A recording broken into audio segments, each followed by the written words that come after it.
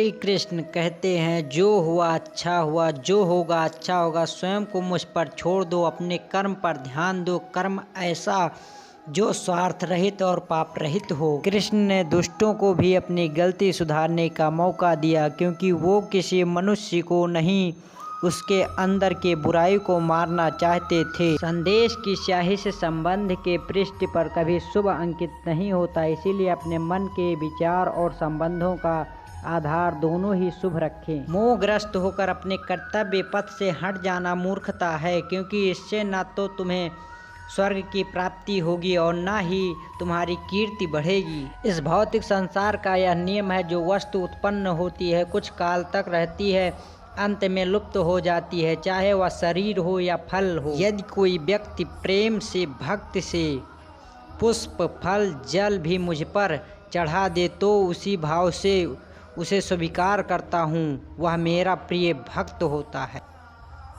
उससे मत डरो जो वास्तविक नहीं है, ना कभी था ना कभी होगा। जो वास्तविक है वो हमेशा था और उसे कभी नष्ट नहीं किया जा सकता। जीवन में आधे दुख इस कारण जन्म लेते हैं क्योंकि हमारी आशाएं बड़ी होती हैं।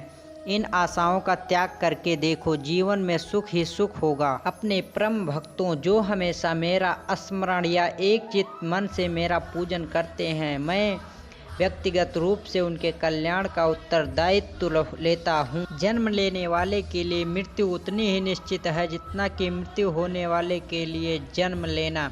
इसीलिए जो निश्चित है उस पर शौक मत करो। श्री कृष्ण ने कहा है, अगर तुम्हें किसी ने दुखी किया है तो बुरा पंथ मानना। लोग उसी पेड़ पर पत्थर मारते हैं जिस पेड़ पर ज़्यादा मीठे फल होते हैं। अंतकाल में जो मनुष्य मेरा स्मरण करते हुए देह त्याग करता है, वही मेरी शरण में आता है। इसीलिए मनुष्य को चाहिए कि अंतकाल में मेरा चिंतन करे। यह सच बात है कि भूल करके इंसान कुछ सीखता है, परंतु यह मतलब नहीं कि वह जीवन भर भूल करता रहे और कहे कि हम सीख रहे हैं। कृष्ण कहते हैं, इस जग में मनुष्य भौतिक वस्तुओं का भोग कर सकता है, अगर वे चाहें तो सब कुछ छीन सकते हैं। मनुष्य कुछ भी नहीं कर सकता। स्वार्थ से रिश्ते बनाने की कितनी भी कोशिश करें वो कभी नहीं बनते, और प्रेम से बने रिश्तों को कितना भी तोड़ने की कोशिश करें वो कभी नहीं टूटते।